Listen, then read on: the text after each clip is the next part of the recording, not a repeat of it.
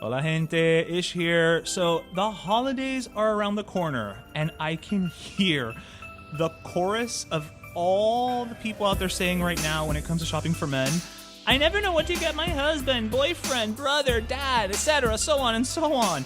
Bueno, what if I told you about the perfect gift? Huh? Well, it's the perfect jean. No, that's literally the name of the company, and they're not lying. I've been wearing their jeans for about a month now, and it's the softest and most comfortable pair of pants that have ever hugged my booty without squashing everything else. Guys, you know what I mean, right? Some of these jeans don't leave much room for the boys, do they? So when I give a pair of jeans made for men, that alleviates that crushed nuts feeling. Trust me, that is a thing we struggle with. And you can even save 25% off your first order by using promo code PERO25 when visiting theperfectjean.nyc. There's a variety of styles. You got slim fit, skinny fit, and they now have athletic fit too. So there's definitely variety to choose from. Honestly, it just sounds like the perfect holiday gifting solution to us. So don't forget, visit theperfectjean.nyc today and use code PERO25 for 25% off the perfect jean as the perfect gift for your perfectly imperfect guy. Ho, ho, ho! Happy holidays and Merry Christmas, everyone. The holidays are here. Yeah, 2020 is ending for better or for worse, but the holidays are here, and while we all love chestnuts roasting on an open fire, hairy chestnuts, not so much. Well, our friends at Manscaped are here to save the holidays. You know, we've only been telling you about Manscaped pretty much all of 2020, right? This Christmas, Manscaped is offering their Performance Package Bundle, the perfect gift for your favorite package. Manscaped's got all the gadgets and all the scents your guy can want. Seriously, the scent is like so good. It's fresh, it's clean. I mean, not for nothing Manscaped, but they should make like a candle or like a room odorizer or something of it. Who knows? Mira, it includes the Lawnmower 3.0 body trimmer, the Weed Whacker ear and nose hair trimmer, the Crop Preserver ball deodorant, and the Crop Reviver ball toner. And if you get Manscaped's Performance Package now, they'll even toss in a pair of their briefs and travel bag. And not for nothing, their briefs are awesome. If you really want your bells jingled, use promo code PERO20 at manscaped.com for 20% off your order and free shipping handling. It's the season for the perfect gift with the perfect promo, so use PERO20 as your promo code when ordering your Performance Package Bundle at manscaped.com. Feliz Navidad, everyone. Hi, people. This is DJ. This is Ish. And this is Season 3 3 of Pero Let Me Tell You.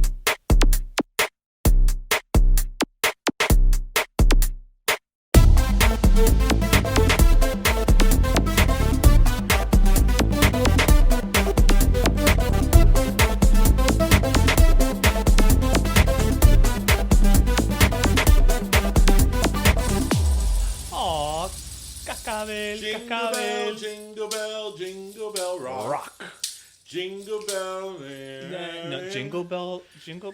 Wait, damn it! Now I can't think. I also had a drink. No, this is Pero Let Me Tell You. We should be singing Con mi burrito sabanero en camino de Belén. Si me ven. Which I have to say. Which? Well, welcome to episode 140. 140. Are you sure it's 140? 140? It is 140. I had the drink, pero te estás dando efecto a ti. 140, everyone. You know, this year I've been all over. That's true. Welcome to our holiday episode. Year-end blowout extravaganza. Hopefully this holiday episode does not get erased like last year's holiday episode. This is also very true. Welcome, everyone. Feliz Navidad. Felices Pascua. Happy Hanukkah. Yes. Kwanzaa. To all of our, listeners. Thank you so much. We made it through 2020. Woohoo! We're here. You're going to be hearing a lot of this during there's going to be a lot of angels getting their wings in this episode. Yes. A lot of them. But no, you said the Sabanero thing, and actually one of our listeners got back to us. Oh, yeah? Yes, she is from Venezuela, and she loves the fact that we, first of all, brought up Burrito Sabanero and mentioned that it is Venezuelan. It is? Okay. Venezuela. And I'm actually looking for it right now, so give me 1 second. You didn't know it was Venezuelan? I did not know that. I didn't know. In fact, I have Go. very, very, Wait, let me take this off because then the whole episode it's gonna be me talking with. So sabanero is que es de la sabana, like los llanos. So mi burrito sabanero is from the plains, from the whatever. Okay. So yes, so that's where I was going with that. Yes. Okay, yeah, I have a very, very like faint recollection when I was a kid. I mean, we're talking about early '80s on either. Siempre domingo. I don't understand. But in Domingo, this was like even before Sábado Gigante, or like in whatever show on Right. Univision or Channel 23 of the little boy singing "Mi Burrito Sabanero," and I remember it was Venezuelan. He must still be alive. Bueno, the song is like not that old. That's what I'm saying. He must still be alive. It's not like Jingle Bells. Right. Well, That's no, not alive, but not even that old. Because if that song is from like the '60s, and he was a kid, he's probably like in his 60s, 50s. yeah. I mean, I'm not sure exactly the year of the song. Yeah, listeners, you have homework. Yeah, but yeah, you didn't know it was from Venezuela. I didn't know that. Yeah, I did not know that at all. Yep. Yeah. You know what? What? People talk a lot of times. Let's have a little Venezuelan moment of appreciation. I love me my Venezuelans. When people think of Venezuela, they think of Venevisión. Let's think about the great novelas of the 1980s and 90s. They think of Miss Venezuela, like... That's true, generally speaking, yeah. Right, like, they are like... Venezuela is known as like... Venezuela and Colombia breed Miss Universes. Right, but Venezuela especially, like the mecca of like... Beauty pageants, yeah. But, we take this completely for granted that Venezuela is the home of the tequeño. Ay, qué rico. Hello? Only one of God's most delicious things on this even planet. a bad tequeño from 7-Eleven is good. Well, yeah, it's cheese. Yeah. It's still melted cheese. A piece of cheese wrapped in like dough. And it's always like just in chumbao and butter. Yeah. Oh, so Venezuela, thank you for many contributions, but especially el tequeño. Yes, absolutely. Ay, Dios mío. So this jingle is for you. This is for that's the tequeño jingle. Ooh, that should be like a thing. Like everybody do the tequeño jingle. Actually, so before we get into it, this is our last episode of the year, and I know we got a couple things happened this year. But I actually really just a few, slight, maybe 3. But before we get into it, I actually wanted to read this this message that we got from one of our listeners, and I've been meaning to actually bring it up since she sent it, and I keep forgetting every week, and I'm like, damn it, remember, it's the last episode of the year. So, because when I read it, it really like it I don't know, maybe give me the feels, So this is a DM that we got on Instagram from, her handle is Lisette at Home. And she sent this actually after Thanksgiving. So she says, on this morning after Thanksgiving, I slept in, made myself un cafecito, curled up with a cookbook, and turned on your latest episode. This is my ultimate happy place. I am so thankful you boys started your podcast. You bring me joy every week, and legit, I've learned a lot. Your show is literally getting me prima through Corona lockdown with a toddler. Last night on my family's Zoom call, references to your show came up like 20 times because most of us on the call listen to you. You're putting something good out into the world. Así que gracias and happy Pero Friday. Oh my God. That made my 2020. Right? That was who? Lisette at Home. Oh, I know Lisette at Home. Well, I don't know her personally. Right. Lisette at Home. Oh my gosh, thank you so much. Yeah, I've been meaning to bring it up. That is amazing. Oh, wow. Yeah, I know. It's like, I have a warm feeling. Right? Like, jingle. It's the warm jingles. Oh my gosh, that's awesome. Yeah. I think she really embodied or encapsulated in that message what it is we try to do. Yeah. I mean, we try to, it's funny because when we set out to do the podcast, we knew what we wanted to do, but like any everything plan, evolves. Everything evolves, and it kind of takes a different direction. And at first, we didn't know if we wanted to do exactly if it was going to be only a Miami-based podcast. For God's sake, we were going to do it bi-weekly. Yeah, exactly. Yeah. And and then little by little, we came up with like the listen, laugh, and learn. We found our groove, and we really thought that's like the perfect combination, that you could listen to something, you could laugh, you could feel good, but it's also, you're not burning brain cells while you're right. You don't get out of it dumber. You actually learn something from it that, I call them NPR moments because I'm always quoting NPR and CBS Sunday Morning. This is true. I call them edutainment. So, we thought that, we could have like a good time, laugh, and, we certainly have episodes that are just all like, Which is probably going to be this episode. this is going to be our recap. filler and kind of like laughter. Pasando el rato. But then we have other episodes that we talk about really serious things and, through our guests or what have you. So, Lisette, thank you so much. That kind of like made our year. Yeah. That was... Yeah. I thought it was a nice way to kick off the episode. That's the reason why we do what we do. Yep. We, honestly speaking, since we're among friends here, we have gotten certain perks, from Yeah, it doesn't suck. the podcast. It doesn't suck. We have gotten certain perks, and those are great. We love, we love them. We're not gonna. Yeah, exactly. Not gonna lie. We love them, but at the end of the day, what we set out to do and why we have continued doing it, going now into season 4, is for all the reasons you just said. So thank you so much for those kind words. So, yep. Wow, that's a great way of starting here. More See, jingles. it's a good start. More jingle bells. It's a good. Oh my God, 2020. So actually, you know what? I wanted to say something about the holiday season. It's the holiday because, season. Obviously Christmas, and we, especially most Latin American countries are Catholic or Christian based, yeah. And do you prefer happy holidays or season's greetings? I don't know why it just popped into my head. You caught me off guard. I feel like people used to say season's greetings More a lot than happy more, holidays. and now happy holidays has become like the de facto. I guess happy holidays, the term just seems more inclusive. Okay, but season's greetings is not exclusive. I just remember like the TV stations, like Yeah, the local stations and used a to lot always do season's and greetings. a lot of like things to put up on the wall. Season's greetings. Yeah. And like when we were in Noel was more into yes. like, Nobody gives a damn about Noel anymore. a lot of signs, like a lot of you poles put up, with Noel. a lot of decorations Yeah. with Noel. Yeah. Like, Yeah. Anyway, sorry. But I kind of wanted to mention that the significance of Jews in Latin America, and specifically in Cuba.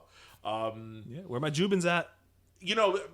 A lot of times people don't think Cuba and Jews, but there actually was a significant population of Jews prior to the revolution. There were more than 40,000 Jews in Cuba, mostly in Havana. There were temple, synagogues, kosher bakeries, kosher restaurants, the rabbis, and all Lots that. of arugula. So there was a very vibrant Jewish community in Cuba prior to the revolution. But like everything in the revolution, Acabó con todo. including the Jews in Cuba. Después de la revolución todo quedó revuelto. And most Jewish people were. I mean, you know what? Actually, I had never thought about it. That kind of sucked because a lot of Jews, left Europe to come to Cuba. They're fleeing. Oh man, we gotta move. I do this again, like, Lord. Especially in 1959, That was like right. It just happened. 15 years removed. Right. Yeah, it was like, recién. It's like we were doing well on this tropical island. Y ahora agarrar los matules e irnos otra vez, coño. Zumbag mega que ten. So happy Hanukkah to our Jewish listeners. Yes. Hanukkah is really. I obviously, we're not Jewish, but growing up, I don't know about you, but growing up in my elementary school, a lot of my teachers, I could think of 3 teachers of mine, my my kindergarten, 3rd grade, and I think 4th grade teacher were all Jewish. And, we had latkes, we had we spun the dreidel, we had the gelt, we had the menorah. So those most of my teachers concepts. were black, so they were not Jewish. Huh? Most of my teachers in elementary school were black. They were not Jewish. You know what? I always say this again. Where I went to elementary school at that time, It was very white. It was very white. A lot of Jew. Yeah. I mean, it was not very Latino, quote unquote. No, compared to other areas. Yeah. Like I remember, you say. I remember, when my parents would go to school, like nobody spoke Spanish, Right, and it's funny because like I didn't go to elementary school so far from you, but I think that the little pocket around my school was, not as at that time. Now, obviously, it's different. Yeah. But so I grew up; those Jewish traditions were not foreign to me. Coming from obviously a Catholic household. So, I spun the dreidel. I used to play spin the dreidel when I was a kid, Wow.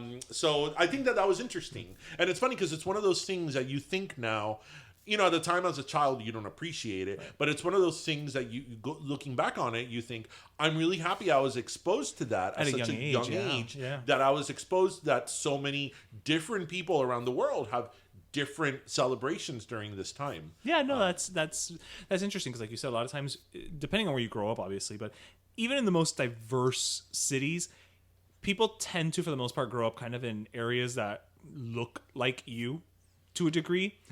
And so it's great that you got that exposure. No, and especially with like Christmas. Like when people say there's a war on Christmas, I'm like, okay, are you around in this? Because everything that goes on in December is Christmas. It's Christmas. It's Christmas. Whether they say Merry Christmas or not, season's greetings, or season's greetings, or happy holidays, holidays. it's about Christmas. You know. Santa, you don't hear, the whole nine, you don't hear non-Christmas music on the radio.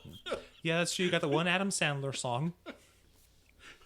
Was kind of poking fun at the fact that everything is about Christmas, right? And the dreidel song. I think that's about it. Mariah Carey has built an entire second career on Christmas, being the queen of Christmas that gets bigger and bigger and bigger. Hallmark Channel. Huh? The Hallmark Channel is all about Christmas. Oh my God, thank you. The Hallmark Channel has programming of Christmas. Since November 1st. Yes.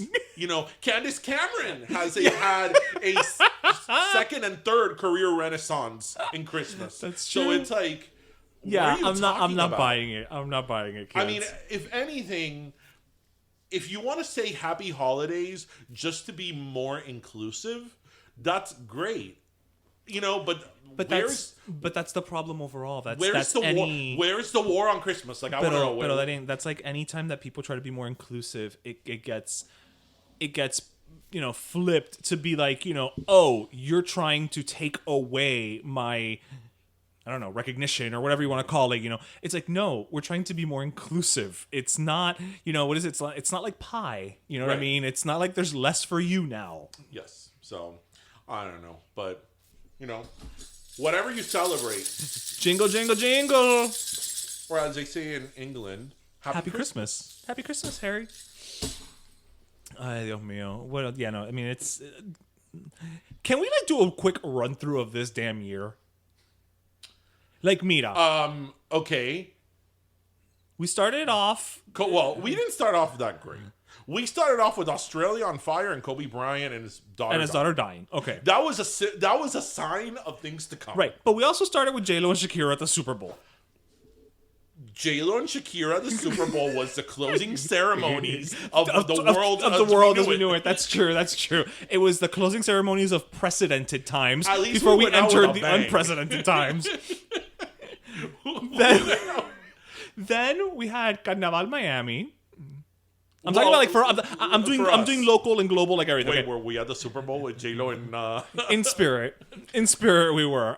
Then we did Carnaval Miami because literally I feel like that weekend was the turning point for us. That was for the world. But specifically for us here in Miami, where it was just because after that everything just started closing. Well, we did Carnival Miami in early March. Yeah.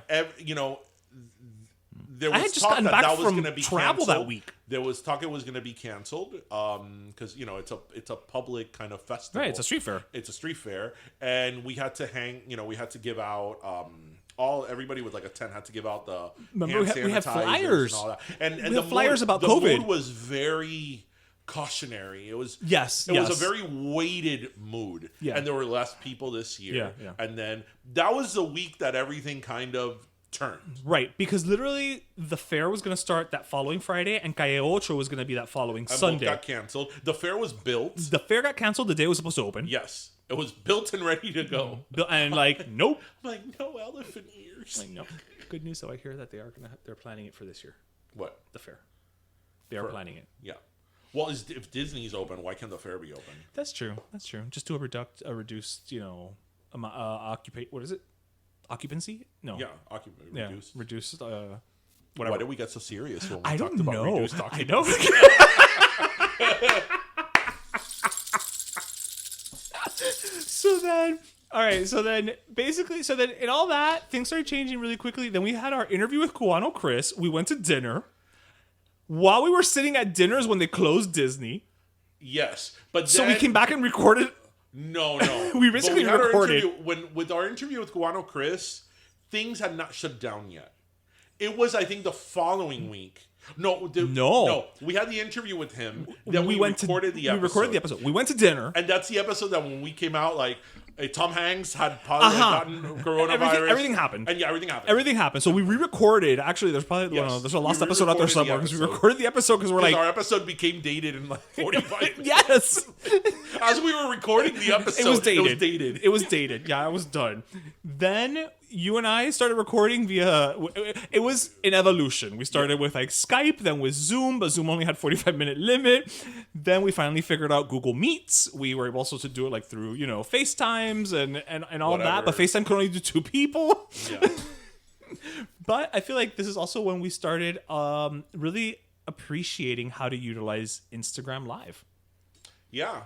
Because I feel like before, we would do something quick and dirty, kind of like, hey, we're at this event, wow, wait, and kind of leave it at that. But we really, and like us, a lot of people started leveraging Instagram Live. And then, of course, the protests. The protests came in, was that May? The protests were in June.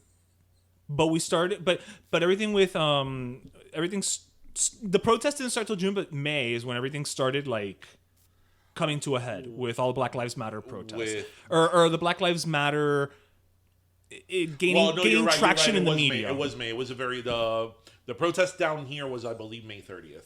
Right. So you are right. It was May. Then, that was, like a 1 million pound, weight on you. And then from there, we started the election chaos, which we're still kind of sort of in. Yeah, sort of, kind of.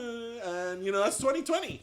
That's pretty and much the Queen came out. The Crown. The Crown came out, yes. We got a new Saved by the Bell. Lark Voorhees cameos in it. Yes. Did you finally see her episode? I have not seen her episode yet. But, we'll take the wins where we can get them. And what else? I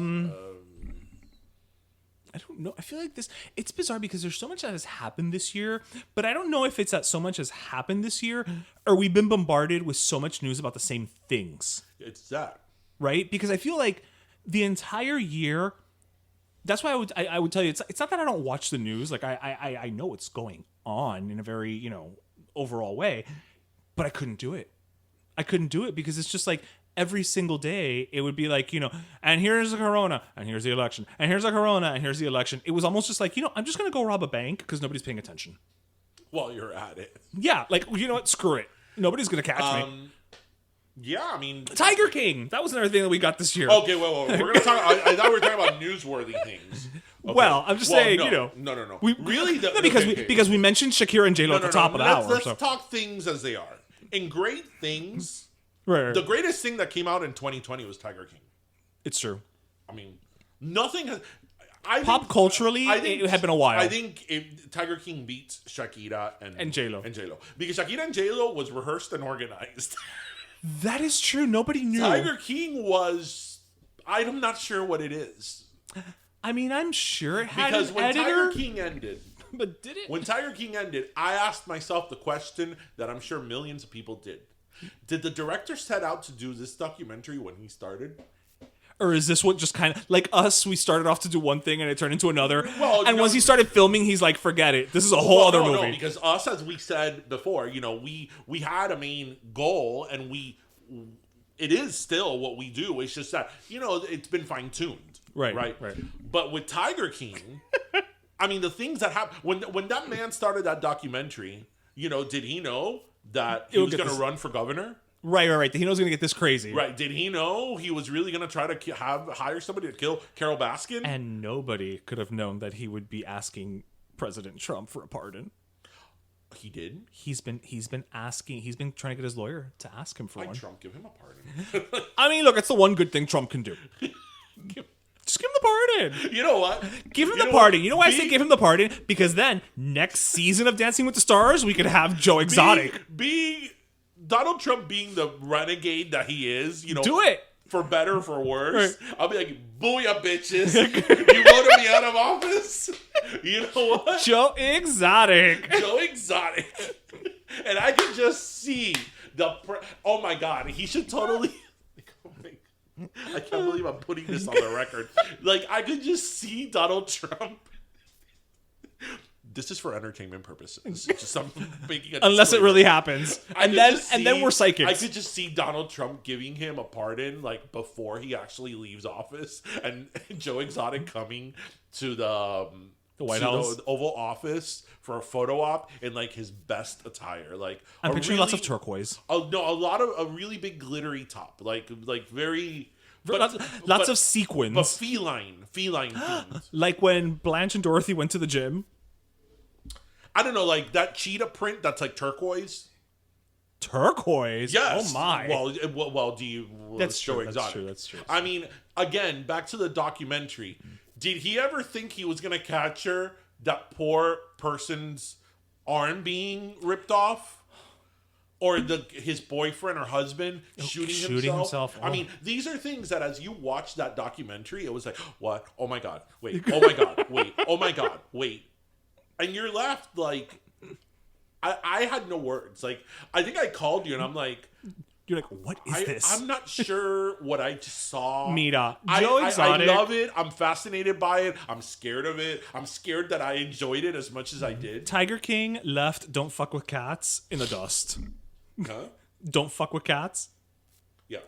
It left Don't Fuck With Cats in the dust. God. In the Don't dust. Fuck With Cats. Was Don't Fuck With Cats this year? Or It was was that like 10 years ago? I think it was. Okay. I really Because don't. I remember Don't Fuck With Cats. We talked about it here. Right, but I think it was like either like end of December, like in December, or like beginning of January. So listeners, Don't Fuck With Cats was, if you hadn't seen it, was another Netflix documentary, which was about this guy that he would post videos torturing cats online. And there's nothing funny about that. But what we found, yeah, you're laughing. What we kind of found in a way humorous was that so many viewers. 2019. 2019, so it was last year. A handful of viewers. December 18th. December. That's why. That's Right. why we're confused. So we were talking about it coming into the new year. Yeah. That a handful of, what was her name? Judy. I don't remember anybody's name. Judy Rock, Judy Bench, Judy something. That a handful of viewers, Like internet sleuths. that saw this, they made it their life mission to find this man. And while I think it was noble what they were trying to do, it's like, who has that time? A lot of them were unemployed. Like, you know. But it's a good thing they did because he wound up killing somebody. And if he had not been caught, he would have killed like 3 other people. And, you know, this all happened in Canada. Yeah. And, you know, Canadians are just like, oh, well, just apologize. I remember that. And I think I said it here in the podcast that when I think it was like the director of the lead homicide detective. It happened in Montreal. Yes. The lead homicide detective was a lady. Who's French Canadian. When she was talking about you know, the evidence, she was like, we found a knife, we found a T-shirt with blood, we found his severed head, and we found a dead puppy. We found a dead. She talked about the dead puppy like a dead puppy. Like a grocery list. Like, I'm going to go get some bread, milk, dead puppy. So, yeah. Tiger King.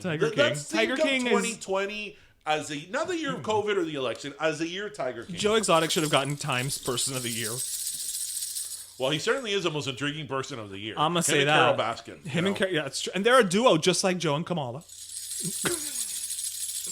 See, I don't think Joe and Kamala should have gotten Time Person of the Year. No. Navidad. And that means lots and lots of cooking.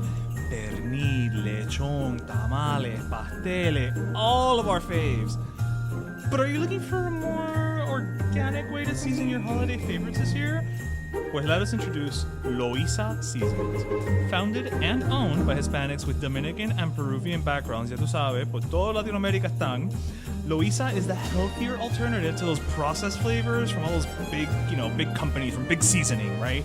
They are also certified organic, non-GMO, and vegan. Loisa has no artificial flavors, colors, or preservatives. It's all about puro sabor. Plus, aside from sazon y adobo, which let's face it, if you're cooking and you're not using sazon y adobo, or you're even Hispanic, come on, please.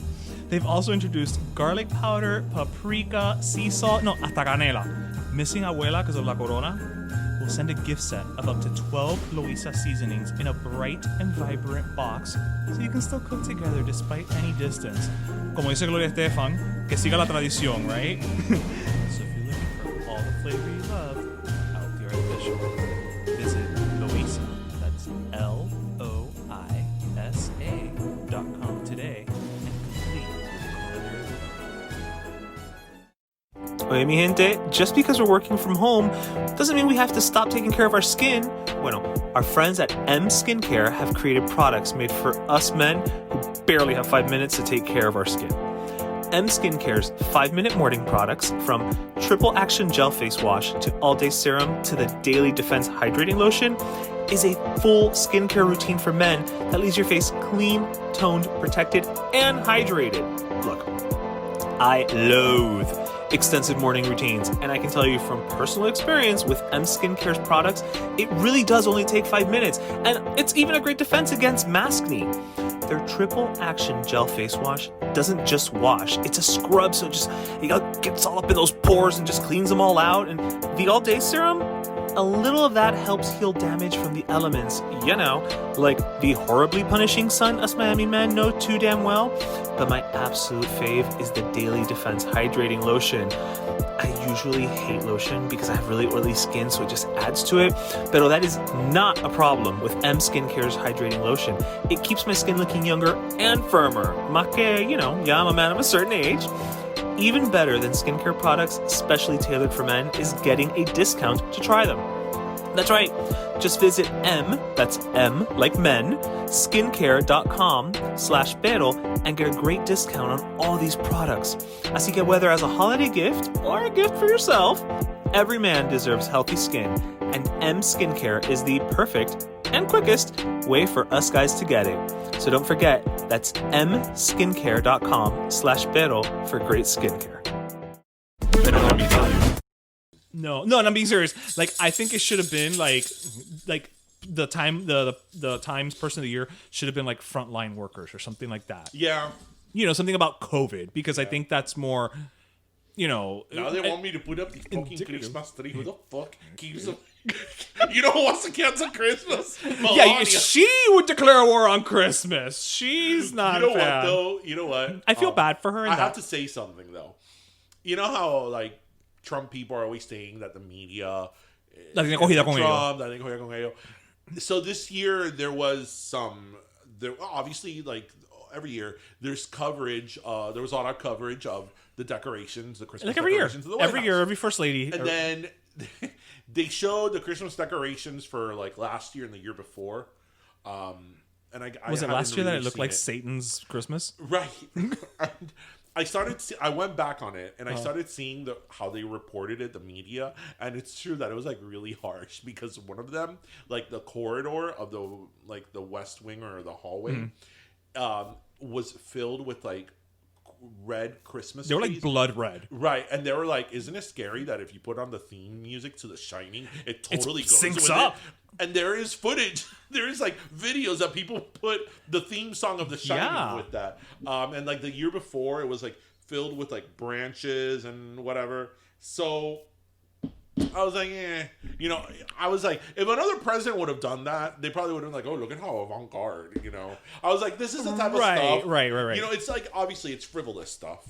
But that's the type of stuff that it's like they were being exceptionally harsh. Those are the things that they point to, that that Trump supporters point to and say like, look, they I'm did right. Like Melania's Christmas tree. I'm right. You know what I mean? That I was like, if somebody else would have done that, as much as I love Michelle Obama, if Michelle Obama would have done that, I would have been like, oh my God, Michelle was so thought out of the box, Right, yeah. And with Melania, it was like, oh, she has a bloodbath in the White House. Although I personally didn't like it. I didn't care for it either. But I'll say this, like, I've said it several times, I feel bad for Melania in that, like, that recording was, like, supposedly, like, a friend of hers, was recording her and like know turned that- it around. Like that's like if right now, you and I were having a conversation and I said something and then you turned around and we had a fight or whatever and you put out a book. I feel bad for her and I don't. It'd be a boring ass book. I feel bad for her and I don't because, and I've said this here, this is not what she signed up for. Right, and, right. Especially him, that he didn't have a history in politics. Right. She doesn't have that training. It's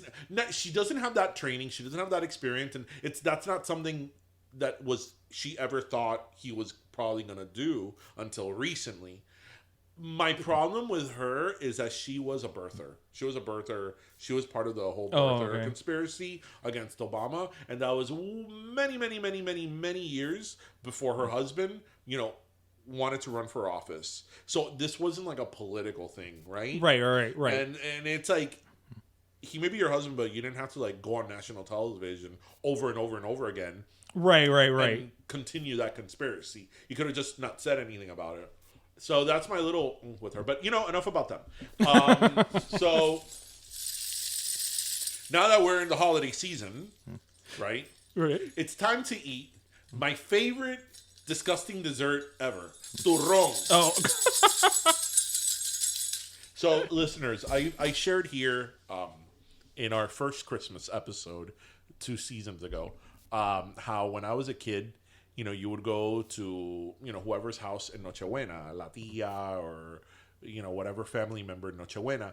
And, after you had the lechon and all that, they'd be like, ahora vamos a traer el postre. And then as a kid, I would always be like, oh my God, they're going to bring cake or cupcakes, flan, whatever. Right. And then, Oneida would come in con un plato inmenso de turrón. And I'll be like, vaya. What the hell am I supposed to do with nougat? The only turrón I liked was The the chocolate one. That's not turrón. That's chocolate. That's chocolate with almonds. That's really cool. So good. So it's like turrón. Do we like turrón? I like turrón from a tradition standpoint. If turrón were to disappear, I'd be sad. I'd miss it. I would miss it. Yes, absolutely. Yeah. I kind of miss? I was talking to him today. I'm like, you know what? I kind of miss you. I miss Seth and Marcela. That's because you weren't at Croquetapalooza this year. I wasn't at Croquetapalooza, but you were, but I wasn't. I was, and I talked to him all the time. Okay, that's great. But I talk to him all the time because Marcela just she likes my topless pics. Okay, well, moving right along. So turrón. Ay, el turrón. Did you have a preference of turrón? Like the brand? Yeah. Bueno, the standard is San Chigmira. But didn't you kind of prefer Lobo as a kid? Ya llega la Navidad, felicidad, el Lobo, en Navidad, paz y alegría para su hogar. El Lobo siempre viene en la Navidad. El Lobo, qué gran turrón. Au. Now, is there anybody else out there who remembers that jingle? Oh, that may be my favorite thing that's ever happened on this show. Do you remember the little cartoon? That's why I feel like I had a softer spot for Lobo because, like, as a kid, it's a cartoon. Yeah. So, it's like, as opposed to Sanchi Mira is, just... Is it Lobo even still around? I don't know. I don't remember seeing it at the display the other day. But then again, I haven't gone out looking for turrón. No, but you don't look for turrón. Turrón finds you. That is true. That is true. You bump into that little middle aisle. You walk into Sedano, CVS, Walgreens, whatever, and there is un estante, más tarde más temprano, in that store of turrón. Yeah, and you're like, oh, there is the nougat. You're like... but I always look through it. I love how we were like, what's turrón, nougat? What is nougat? Turrón. Answered your own question. Asked and answered, bitches. Duh. So what do we like more? Crema de vie or coquito? I think the Puerto Ricans win this one. So I'm going to go ahead and say I don't think I've ever had crema de vie. Crema de vie... I think I've only grown up with coquito. Crema de vie and coquito is the perfect metaphor of Cubans and Puerto Ricans. Is it really? Is that? Yeah. Similar it's the but same thing but different. Similar but different. May look the same but taste differently, White people can't tell a difference? Right. Right. There we go. There we go. Yeah. Because coquito... What is the difference with crema de vie? I'm not sure exactly. So coquito has... They both have rum. Well, duh. But they... Okay, so coquito es leche condensada, leche evaporada, crema de... coconut milk, cinnamon, obviously rum to taste. I think that's it. Yeah, and I'm not sure. Like, crema de vie. What? That's why I'm thinking. I'm like, you know what? We should look up Martha Darby's recipe because my Big Fat Cuban blog, Big Fat Cuban Family has her blog has the recipe on there, so I know she's got it ready to go. Let's look it up. So you're looking it up right now. You're going to tell us? Yeah, because actually now I'm like really concerned. Not concerned, like curious. Hold on. Okay, so crema de vie, Martha Darby style. We love Martha Darby. We do. We love Martha Darby. God, Eggs. The Puerto Ricans don't have eggs. Okay. 1 can of sweetened condensed milk. The Coquito has that. 1 can of evaporated milk. Coquito has that. 6 egg yolks. Ooh. 1 cup of water. Vanilla, rum. So the crema de vie has eggs, but doesn't have coconut milk, whereas Coquito has coconut milk. So basically, it's the same. So it's you swap the eggs. So basically, ours is eggnog. It is eggnog. Cuban eggnog. Ours is eggnog. Yeah. That's why it's a little yellower. Then I definitely have never had, to my knowledge, crema de vie. Yeah. Because I don't remember tasting anything eggy. I always remember tasting el coco. Yeah. Well, no, I think Coquito is more popular. And you have to think that in Miami, you hear more about Coquito than crema de vie. And, you know. Yeah, but that's weird. That's usually not the case. But that's weird that we hear about more one than the other. Because I think Coquito is more popular. Right. But again, Cuban exceptionalism being what it is. Oh, well, that's true. I mean... God, that's the one area that we're gonna, that's the one mountain. Well, that's like, a fufu de plátano is very similar to a mofongo. But I feel mofongo more wins people know. the battle. Yeah. I mean, they put chicharrón on mofongo. I mean, really. I mean, come on. So, I want jingle for the mofongo. Yeah, you know what? Maybe I'll make coquito this year for our Christmas dinner. So this year, Tumbaste los claveles.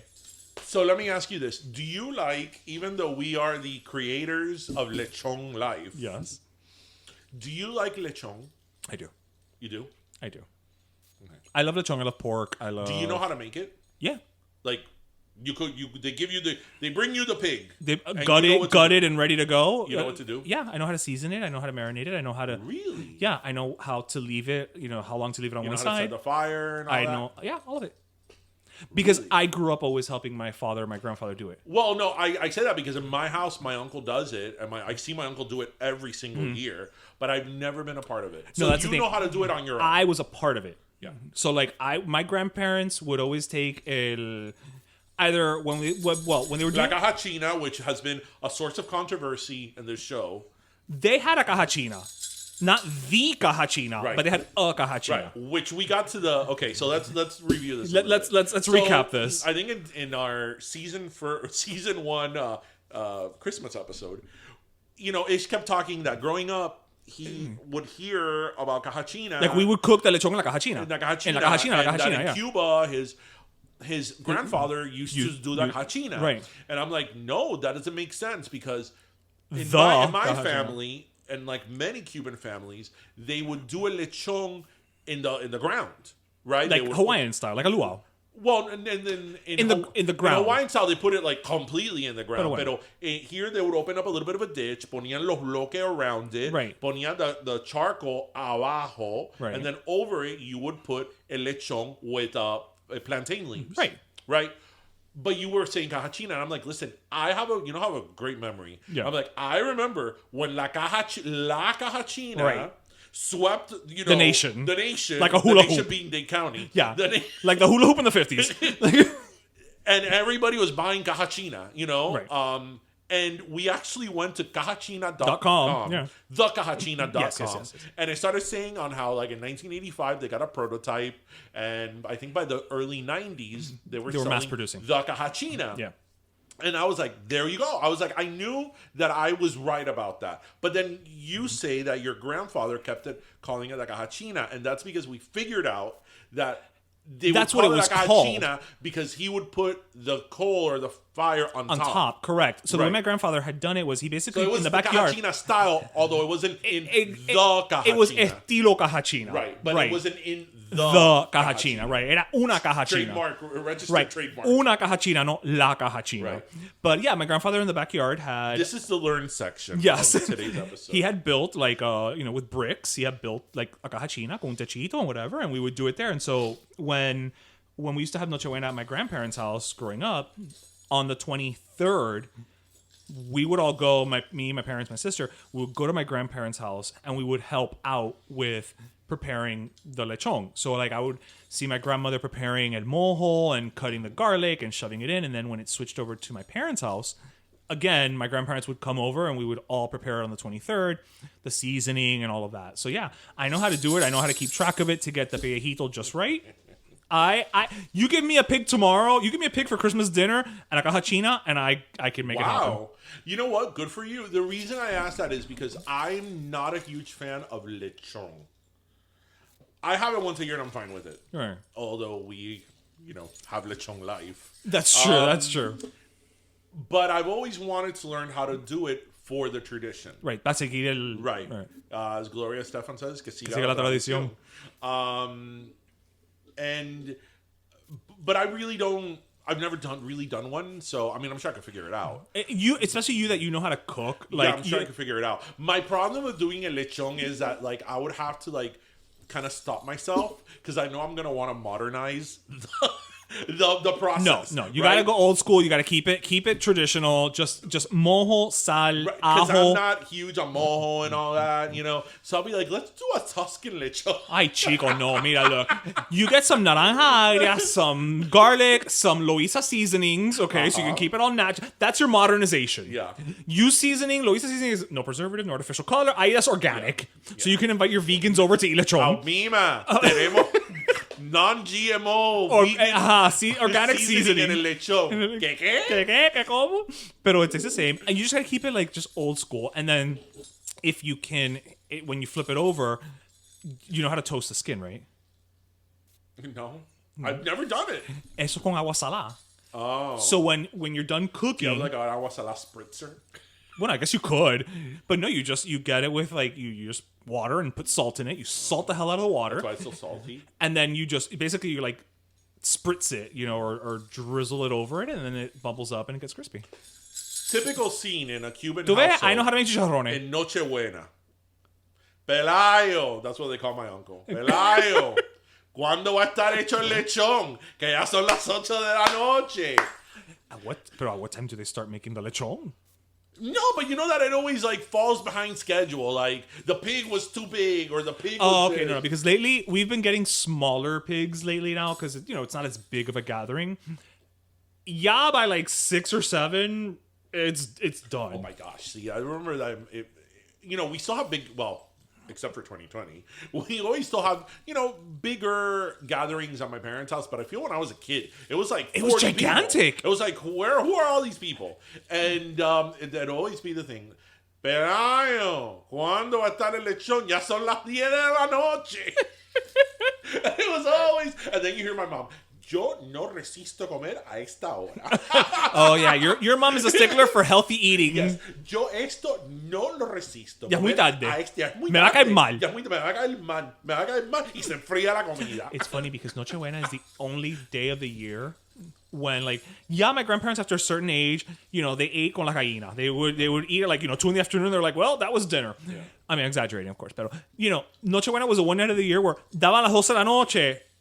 They were still eating. It's okay, it's not a problem. Actually, this year, since we're not doing it together, I was gonna say, what are you doing for Nochebuena? So I'm just doing it with my immediate nuclear family. Are you gonna just do una pierna? I'm doing a pierna, and I'm doing it Tuscan style. Manda huevo. I like. Tuscan Why don't you do? Okay, I'm gonna challenge you.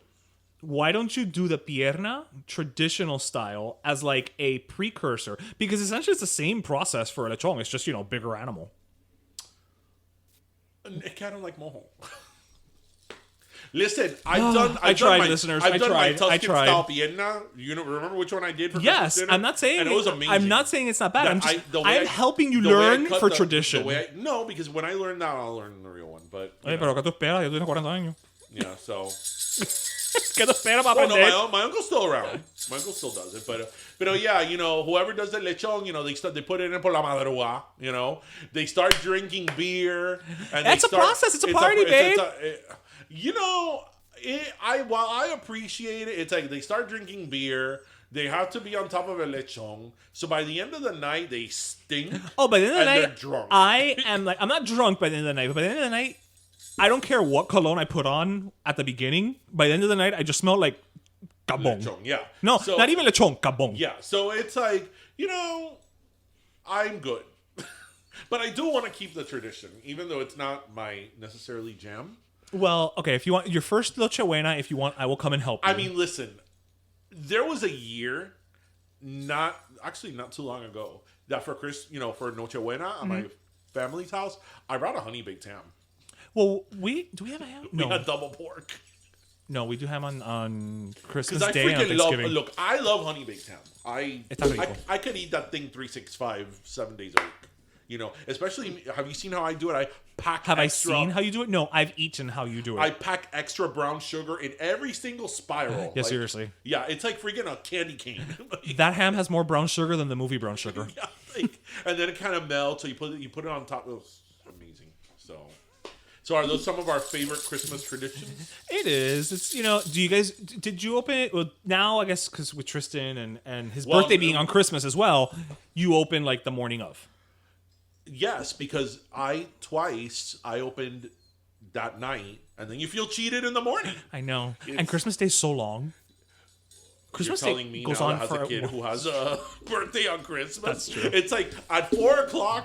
At 4:00, it's like a switch. It's like Christmas is over. Birthday! It's Tristan's birthday, and I feel like I just got hit by a truck.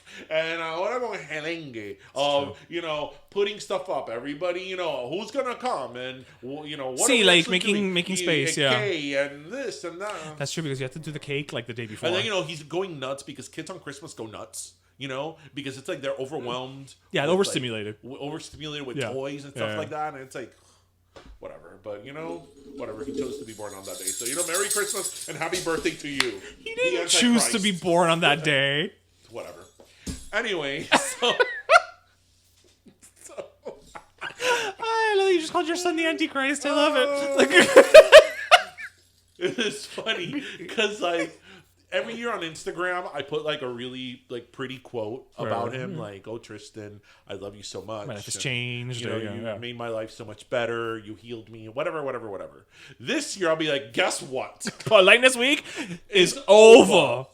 I love you, and I will give my life for you. But get out the house, man. Get out the house, man. It's like when it's my time with Tristan, it's like get ready to rumble. It's like, wow. Especially this year. Because it's been, everybody's just been stuck at home. He just spins around in the backyard. Like, I'm bored.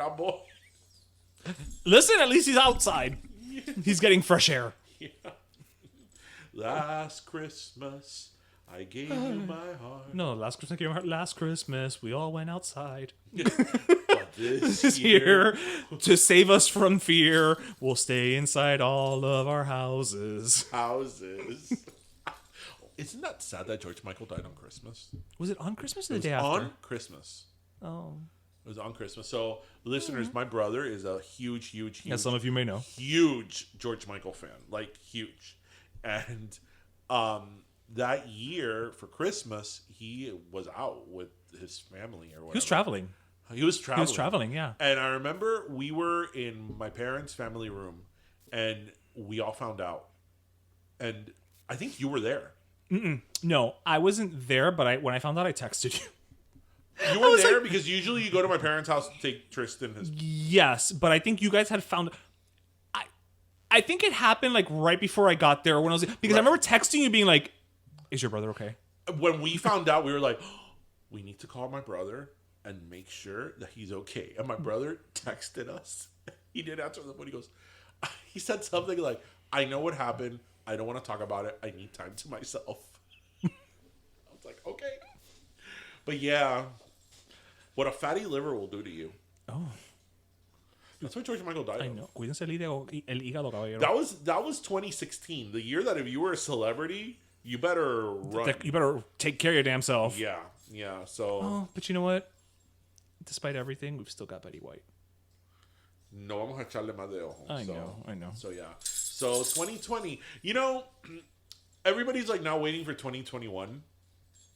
Well, I mean, do you blame us? Well, but I don't even see it that way because like the problems we have in 2020, the problems we have in 2020, it's not like midnight is gonna strike and we'll be like, it's over. No, chico, pero you know, it's the new year, it's the new possibilities, it's starting fresh. Ay, por favor, don't give me that Hallmark bullshit.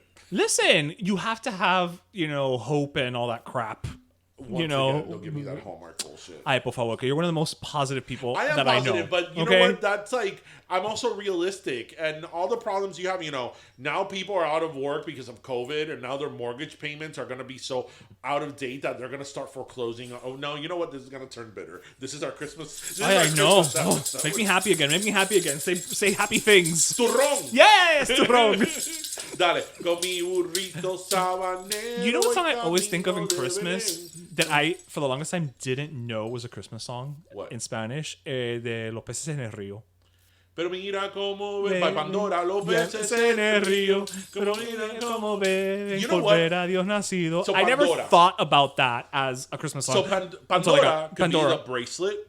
It can be the music app. Or the Where you music- can the listen to music us. app, or the box. When somebody says Pandora, until this day, I think of the Mexican singing trio. Group. Now, does that happen if they say Pandora? Because when I... Because sometimes it's you know why? the accent is You know what will why? trigger me. Pandora is a word that I think of in Spanish. Pandora. Okay. Pandora. So when I say Pandora, I'm like, Pandora.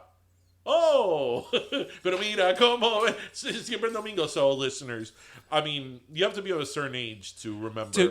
But Pandora was a very, very famous. They were a trio, and they were big in like the late '80s, early '90s. For some reason, I think of them as the Mexican expose. I could see that, but their biggest hits were actually covers of Juan Gabriel. Okay. And they were always on Siempre en Domingo. Always. Well. As one does. I mean, apparently everybody was. Well. Talia was on like 8,000 times. No, she was like... Remember when she was like the queen of... That she was on Siempre en Domingo, I think, 72 times. And like Loco Mia sang Loco Mia.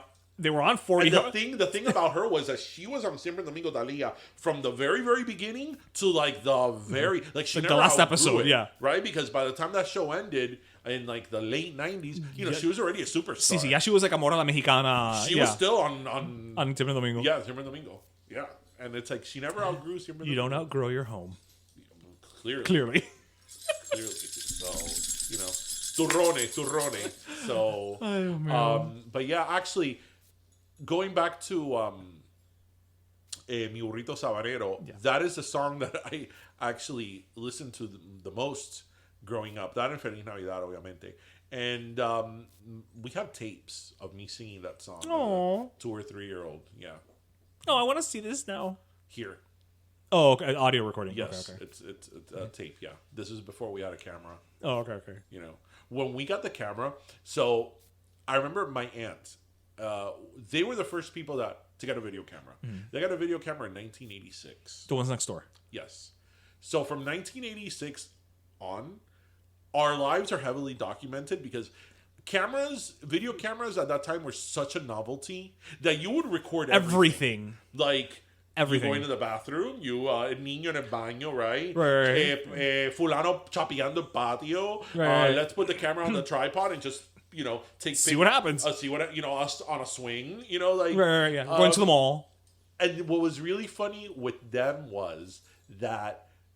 Again, they were like one of the first people to get like a video camera. Right. Is that for a few years there, they kept being invited to weddings and 15s so they could record. Eran los videógrafos. And they're not photographers. They were just They'll be like, ay, Silvia, tú puedes venir a los 15 de Magali para que le puedas tomar Y no- un poquitico de video. No te olvides la cámara. Un poco de video ahí. And then, they were expecting this, like, mega Michael Bay production. There you go.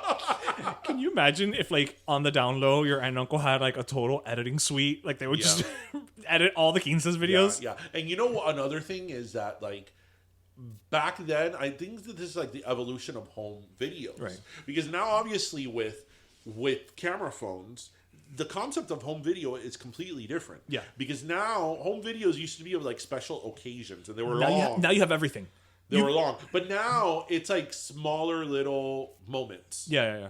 So, which one's better? I don't know. I've said this. Like, I always enjoy looking back on it, video or pictures of everyday things than of special occasions. Yeah, I was reminded of that actually when this year my aunt's husband passed away, and they put together a video tribute.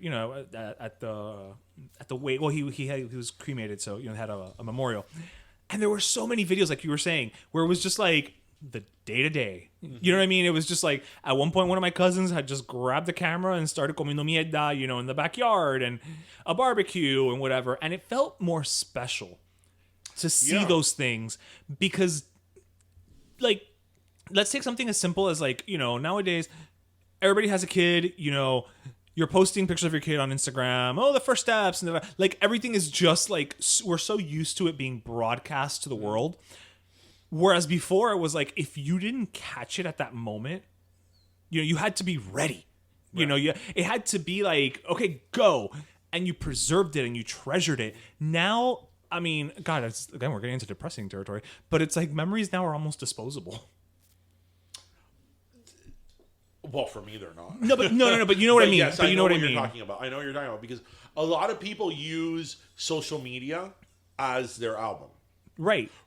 And while Instagram, for example, and I get it, it's I've there already forever. been on Instagram 5 years. You've been much longer than I have. Yeah. You've been on going on 10 years. Probably. So I'm sure that if you scroll back to the very beginning, it really is. It's a time capsule of your life. Yeah. But then I always think, like, listen, I had a time capsule of my life from MySpace, and that went away. Actually, that not that long ago, maybe about 2 or 3 years ago, I actually went onto MySpace and I downloaded all of the pictures that I had there. You know what? I did that too. I did that same thing. I mean, and it's funny because I'm like, oh my God, yeah, this picture. There were pictures I'd totally forgotten about. Yeah. And it's funny because my MySpace pictures, I was on MySpace during my law school years, and that's when I was like in the. Well, I wouldn't say I was in the most athletic shape of my life. I think I was in. But you were in your college years. We're all in our best shape type of thing. I was in good shape because I was thinner. Right. Although I liked more the shape I was in 3 years ago. That I was thicker but more muscular or whatever. Right. But we were younger, and so. Right. And I was like, coño. I was like, que titi, look at like, me in those size 34 jeans. Oh. That's when I almost dressed exclusively from American Eagle. Okay, bueno. Before we get into the sodas, I think that jingle. Most wonderful time. So this year we're taking a little bit of a cue from the Ellen Show. No, we're not going to start yelling at our PAs. We're going to do, like, similar to her 12 days of giveaways. We're going to do, I think it's 6 days of giveaways. 60 lanes. 5 gold rings. Can I do one run, please? One run of the. You know what? On the 12th day of Christmas, my true love gave to me 12 pipers piping, 11 drummers drumming, 10 lords of leaping, 9 ladies dancing, 8 maids of milking, 7 swans of swimming, 6 geese a laying, 5 golden rings, 4 calling birds, 3 French hens, 2 turtle doves. And a partridge in a pear tree. I got that out of my system now. Go ahead. So on that note, we're going to be doing some giveaways leading up to Christmas. Some of our local faves here have been really, really great, giving us gift cards. We've got food from, like Dos Croquetas. We've got merch with Martha Miami. We're actually going to kick it off by giving away one of our Lechon Life shirts today, Pero Friday. So the way we're going to do it is, and we'll post it and the rules will be there, but it's basically just, we'll be doing the post at like 9 a.m., pulling the winner at 7 p.m. Eastern Standard Time. So it's just like, boom, keep going, pick a winner and sigue pa'lante. So it's our way of giving back to you. How many days is it going to be? 6 days right now. Pero let me tell you, 6 days of Christmas. Because we never do anything like everybody else. It's 6. Who has 6 days? It's always 12, right? Mira. Or 8 days. We're like the Ike and Tina review. Like Christmas? We never do anything. Doesn't it feel like Christmas? What song is that? That's 8 Days of Christmas by Destiny's Child. Oh. Not one of the greater Christmas No. I was like, that doesn't sound like the NSYNC one. No. That's a good. That is a great that one. That is a great song. Christmas song. So we're gonna have 6 days. 6 days of giveaways of giving away, and they're all gonna be gift cards. And if you are not from Miami, Can you know I what? join the contest? No, chico, okay, you join the contest. You join the contest. But even if you're not from I Miami, want dos croquetas. you can. No, I want more than dos croquetas. You want more? You want like 8 croquetas. I want croquetas from dos croquetas, but I just don't want dos croquetas. Well, it's good that you brought that up because since we are doing gift cards, some of our our friends, even if you don't live in Miami, you can order from them like dos croquetas, so you can win. But some are a little more local. So you know what I love when we spoke to Alex from Dos Croquetas, that he was talking about the inspiration of Dos Croquetas, that he noticed that to the ventanitas that he would everybody go always to, orders. it would be like, Quiero dos croquetas. Dos croquetas. I'm like, what? I never order dos croquetas. I order like 5. Bueno, pero for me. Pero he means que minimum. No. I know. Like nobody ever goes and be like, dame una croquetita. Right. Nobody. Right. No, he's right. Yeah. But what I'm saying but is you're like, like, I don't order dos croquetas. Especially at dos croquetas, I'm like, I want a flight. Mira, empezando que I have 4 muelas. Yeah. So I need 1 for each. Yeah. But anyway, the 6 days of Pero Let Me Tell You giveaways. Yep. That's awesome. Yep. Bueno, you know what? All this turrón me tiene con una C. Actually, I was going to keep it short and simple for our last soda. Go for it. Our last soda to our listeners. I agree, but because you gave it to our listeners in the Thanksgiving episode, so it's short and give it to sweet, our and I think they're deserving of it. But I actually have a last soda. I'm actually going to give my last soda to you. To me? To you. Because, you know what? This was a pretty, let's go with challenging year across the board. It was. But I feel like, you specifically, you've always been very civic-minded. You've always, had like this, I want to do something. And you really took, lemons and made lemonade in that sense. Obviously you're self-employed, so things weren't as great as past years for you. They were not. But you know what? They are not. They are not. But you started working with the Democratic Party of Miami, and it's something you were very passionate about. And you and I have had many conversations about this off air, but it was something you're very passionate about, and you were actually part of the change. And like we say all the time, it's one thing to jump on your phone and post, hashtag Black Lives Matter, right? Okay, great. Then what? You know what I mean? Yeah. But you went out and you marched, you joined the cause, you organized. So you know what? You really did a lot of positive in a year that had its fair share of negatives. So, I wanted to give you my last soda. Well, thank you. Wow, I'm like double humbled, first with Lisette's letter and that. Well, thank you. As I always say, I've adopted a very, very simple motto in my life, which is be part of the solution, not the problem. Yeah. And that's what I've always kind of thought about, especially in my adult years. There's a million problems. There's a million things, no matter who you are, no matter what your views are. And most people just sit there, complain, oh, this sucks, but don't actually do anything. And, it's very cliche, but one person can do a lot. But, be part of the solution, not the problem. Exactly. That's what I hope for everybody in 2021. 2021. Well, guys, that's it. This is our last episode of 2020. Yes, we will be back. Let's say when we will be back. Hold on. I have the date here. You have the date? Good. Yes. Tell me the date, because I have to write that shit down. We will be back. Hold on. Yeah, we always take a couple weeks off in December so that we can, recargar la batería and, and get everything. That sounds like a personal problem if you're going forward or backwards. We will be back January 22nd. January 22nd. Yes, January 22nd will be the premiere of season 4 of Pero Let Me Tell You. On our way to episode 150. 150. Maybe, just maybe next year we can do something. we could do something. We don't. You know what? I'm sure that by then we can do something. I don't know. I don't know what it would be. It wouldn't be what we wanted to do as big, but I think we can do something. I hope so. So everybody, thank you so much. This is the last episode of season 3. Again, we thank you for being part of this ride, especially this year that, as Ish said, was so hard for so many people. And even here, just our format changed from one day to the next. Yeah. From 1 week to the next. It's like, okay, well, we got to figure out How the hell are we going to record? Because we're not stopping the podcast. Yeah, screw that. No. Okay, and we did, and but thank you guys for joining us and being part of the Pero Let Me Tell You family. To all the people who've written to us and DM'd us throughout the year and from the very beginning, thank you. Yeah. We do this again, as we stated at the beginning of the episode, so everybody can have a good time. Priorities, we people. hope you listened, laughed, and learned. And as always, grab your pastelito, your croqueta, and your cafecito. And thank you for joining us. Pero Let Me Tell You is co-hosted by Darian Borges and Ismaeliano, produced by Ismaeliano, and our theme, Pero Let Me Tell You Freestyle, is composed by Michael Angelo Lamleplex, the official gay guy. And don't forget to subscribe and leave us a review on iTunes.